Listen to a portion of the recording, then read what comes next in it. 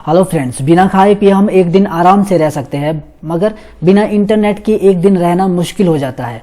आप कह सकते हो कि इंटरनेट को आज हम अपने बेसिक नीड्स में इंक्लूड कर चुके हैं। वैसे तो भारतवर्ष में आपको मिला के लगभग 70 करोड़ इंटरनेट यूजर्स है, और अगर मैं आपसे क्वेश्चन पूछता हूँ कि ये इंटरनेट कैसे काम करता है, तो आपके दिमाग में इमेज बनती है सैटेलाइट की, कि सैटेलाइट की हेल्प से हम इंटरनेट यूज करते हैं। और अगर मैं कहूँ कि आप सिर्फ 10% सही जवाब दे रहे हो, बाकी का जो 90% जवाब है वो गलत है, क्योंकि पूरे संसार में सिर्फ 10% इंटरनेट ऐसा है जो सैटेलाइट से यूज करते हैं, बाकी का जो 90% है वो सैटेलाइट से यूज नहीं करते। तो गाइस, इस वीडियो में हम जानेंगे ये इंटरनेट कैसे काम करता है, इंटरनेट का मालिक कौन है, और जो हम इंटरनेट पर पैसा खर्च करते हैं वो पैसा कहाँ जाता है, जो आप ये वीडियो अपने स्क्रीन पर देख रहे हैं ये आप तक कैसे पहुंचता है। तो इस वीडियो में हम बहुत सारी जानकारी हासिल करेंगे, बने रहिए इस वीडियो के एंड तक। हेलो गाइस, मैं हूं आपका होस्ट पवन और स्वागत करता हूं आपका अपने यूट्यूब चैनल टेक टीएक्स पर। फ्रेंड्स, वीडियो को शुरू करने से पहले अगर आप चैनल पर नए हो तो चैनल को सब्सक्राइब जरूर करें और साथ ही साथ बेल आइकन को भी प्रेस करें ताकि मेरे आने वाली वीडियोज का अपडेट आप तक पहुंच जाए।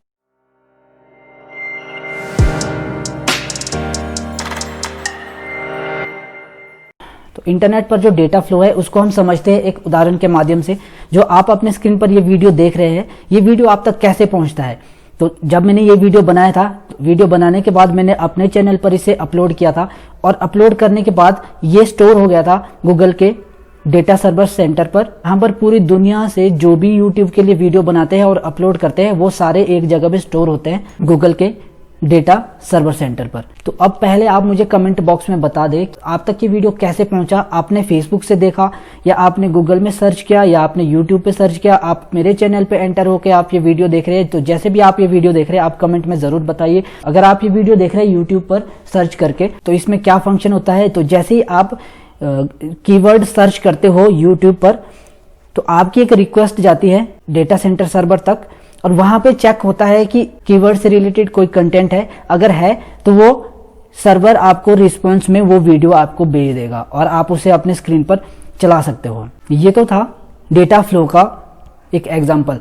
मगर तो जब इंटरनेट नहीं चलता था तो हम इंफॉर्मेशन को एक जगह से दूसरी जगह कैसे भेजते थे। तो वहां पे एक पोस्ट ऑफिस होता है और एक पोस्ट मास्टर। तो यहाँ पर भी आप देख सकते हैं जो पोस्ट ऑफिस है वो डेटा सर्वर सेंटर है, और जो पोस्ट मास्टर है वो हमारा सैटेलाइट या फिर हमारी केबल्स है। मतलब हम डेटा एक जगह से दूसरी जगह ट्रांसफर करते हैं सैटेलाइट की हेल्प से या फिर केबल्स की हेल्प से।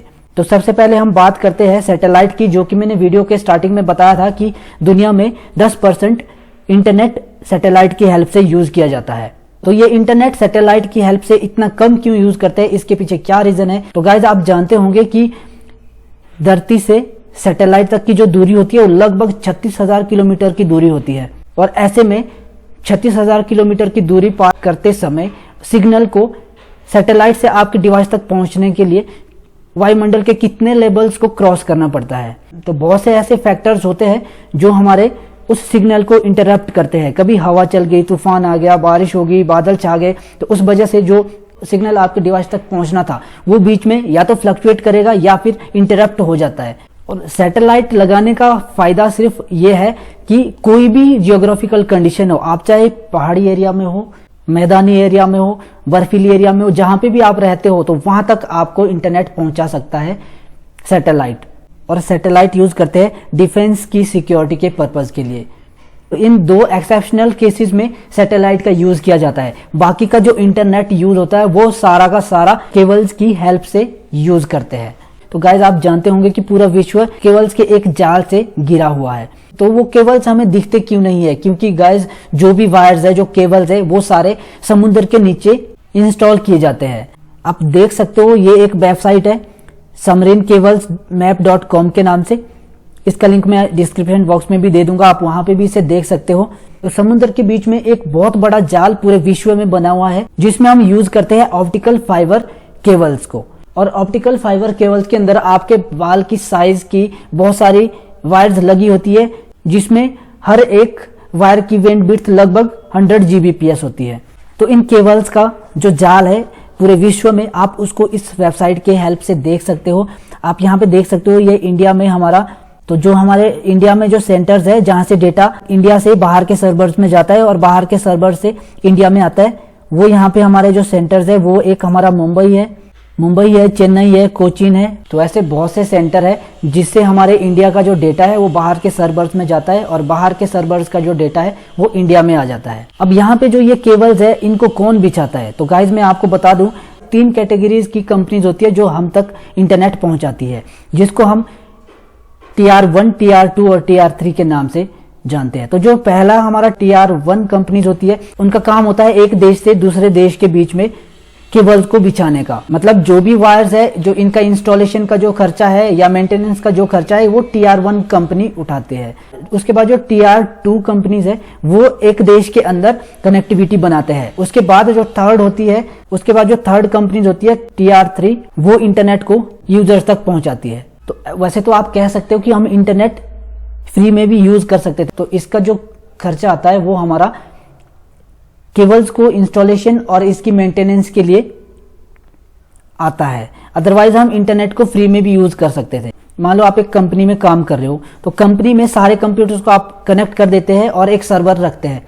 तो उसमें जब आप कोई भी डेटा एक कंप्यूटर से दूसरे कंप्यूटर के लिए ट्रांसफर करते हो तो आप केबल्स के थ्रू उन्हें ट्रांसफर करते हैं। तो वहां पे आपको कोई पैसा नहीं देना पड़ता, आप बिल्कुल फ्री में डेटा एक जगह से दूसरी जगह ट्रांसफर कर सकते हो। मगर यहाँ पे भी हमने केबल तो बिछाई है, मगर यहाँ पे जो इन केबल्स का इंस्टॉलेशन का एक्सपेंसेस और मेंटेनेंस का जो एक्सपेंसेस है वो बहुत ही हाई है, जिसकी वजह से TR1 कंपनीज पैसा लेती है TR2 कंपनी से और TR2 कंपनीज पैसा लेती है TR1 कंपनी से, और TR1 कंपनीज को हम इंटरनेट सर्विस प्रोवाइडर कंपनीज के थ्रू हम पैसा उनको देते हैं। जो हम रिचार्ज करते हैं 100 का 200 का जो भी रिचार्ज करते हैं वो हमारे सर्विस इंटरनेट प्रोवाइडर की हेल्प से TR1, TR2 और TR3 कंपनीज तक जाता है। और इस इंटरनेट का कोई भी एक सिंगल ओनर नहीं है। हम नहीं कह सकते कि इंटरनेट का सारा पैसा एक ही पर्सन के पास जाता है, इसे सारी कंपनीज डिस्ट्रीब्यूट करती है। और कभी ये भी प्रश्न उठता है कि ये जो केबल्स यहाँ पे बिछाई है, अगर ये खराब होगी किसी कारण, अब पानी के अंदर है, कई बार कोई जो पानी में रहने वाले जीव जंतु है वो इसे खराब कर दे, या फिर कोई भी प्रॉब्लम हो सकती है, क्रैक हो जाए। और जो इस केबल की जो एक एवरेज लाइफ है वो 25 ईयर्स है, मतलब 25 साल तक ये केबल्स बिल्कुल सही रहेगी, उसके बाद खराब होने के चांसेस होते हैं। तो अगर ये खराब हो जाए तो उसके लिए क्या करना पड़ता है, उसके लिए जो ये TR1 कंपनीज है ये एक बैकअप बना के रखते हैं, ऑलरेडी बिछा के रखते हैं केबल। तो जैसे ही वो खराब हो जाए तो उनका कनेक्शन दूसरे वायर में कनेक्ट कर देते हैं। और एक और बात, अगर हम इंडिया से डेटा भेजते हैं बाहर के सर्वर पर, तो हमने डेटा भेजा मुंबई के रास्ते, और अगर ये यहाँ से कोई वायर टूट गई या खराब होगी तो हमारा डेटा क्या बाहर जा सकता है या नहीं जा सकता है? तो इसका जवाब है डेटा बाहर जा सकता है, क्योंकि अगर यहाँ से हमारा डेटा, अगर हमारे यहाँ से ये लाइंस खराब हो जाती है तो ये ऑटोमेटिक दूसरे सेंटर से इंडिया से बाहर जाएगी। अगर ये भी खराब है तो तीसरे वाले से, मतलब किसी न किसी सर्वर से ये बाहर डेटा जा सकता है। तो अगर ये केवल खराब भी हो जाए तो हल्की सी इंटरनेट की स्पीड थोड़ा कम हो सकती है, मगर डेटा फ्लो बना रहेगा, इंफॉर्मेशन एक जगह से दूसरी जगह ट्रांसफर होती रहेगी। मगर हर बार ऐसा नहीं होता कि हम जो इंडिया में कोई यूजर है इंटरनेट का, तो वो अगर इंटरनेट चलाना चाहे तो उसको जरूरत पड़ती है बाहर के सर्वर की। हर बार नहीं जरूरत पड़ती, कई बार हमारा कुछ सर्वर्स हमारे इंडिया के अंदर ही है, तो उसमें ये होता है कि अगर हम यूज कर रहे हैं तो ये जो डेटा है वो इंडिया के बाहर नहीं जाता, अंदर ही अंदर घूमता है। जैसे अगर आप मान लो कि हमारे इंडिया का जो कुछ प्राइवेट डेटा है, जैसे हमारे आधार कार्ड है, हमारे वोटर कार्ड है, कुछ इस टाइप के जो भी हमारी प्राइवेट इंफॉर्मेशन है, प्राइवेट डेटा है, तो उसको बाहर भेजने की जरूरत नहीं है। वो बाहर हम क्यों रखें? वो तो हमें, अगर हम बाहर भेजते हैं तो कोई भी उसको रीड कर सकता है और वो चेक कर सकते हैं कि क्या डेटा इंडिया से बाहर आ रहा है और इंडिया में कौन सा डेटा जा रहा है। तो इसके लिए हम प्राइवेसी के तौर पर इंडिया में ही सर्वर बनाए जाते हैं और ये डेटा इंडिया के अंदर ही स्टोर किए जाते हैं। तो इनके लिए हमें जो केबल है वो लोकल केबल्स का यूज कर सकते हैं। अब आप सोच रहे होंगे कि ये इंटरनेट तो चलता है वायर की हेल्प से या केबल की हेल्प से, मगर हमारे फोन में तो कोई भी केबल नहीं कनेक्टेड है, तो हमारे फोन तक कैसे पहुंच रहा है? तो हम क्या समझे, जो हमारे फोन में इंटरनेट चल रहा है ये वायर के थ्रू चल रहा है या फिर सैटेलाइट के थ्रू?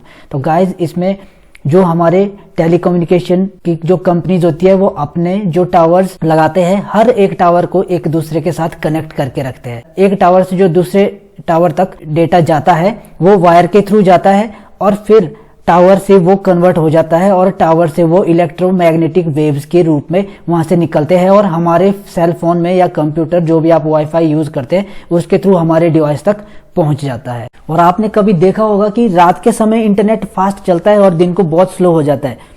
ऐसा क्यों होता है गाइस? तो आप एक बार देख सकते हैं, एक और वेबसाइट है, इसका भी लिंक मैं URL में दे दूंगा। nixie.in के नाम से एक वेबसाइट है। आप यहाँ पे देख सकते हो जो इंडिया से डेटा बाहर जाता है, इंडिया से बाहर जाता है और बाहर से जो डेटा आता है, तो वो उसका फ्लो हम देख सकते हैं इस वेबसाइट में। तो मुंबई हमारा एक सेंटर है जहां से हमारा डेटा एक्सपोर्ट और इंपोर्ट होता है।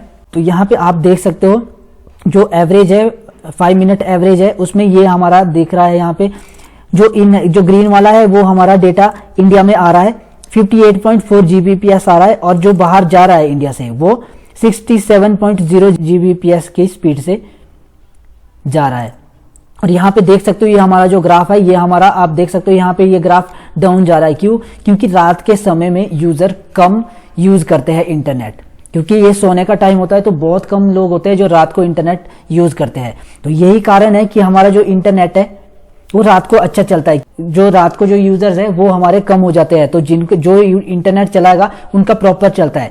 ये क्यों ऐसा क्यों होता है? क्योंकि गाइस जो TR कंपनीज है वो इंटरनेट सर्विस प्रोवाइडर को एक पर्टिकुलर बैंडविड्थ देते हैं। तो एग्जांपल के लिए अगर आप एयरटेल यूज कर रहे हो, तो जो TR कंपनीज है वो एयरटेल को एक बैंडविड्थ फिक्स बैंडविड्थ देते हैं कि आपको एग्जांपल के लिए आपको 100 Mbps की एक बैंडविड्थ दे दी है।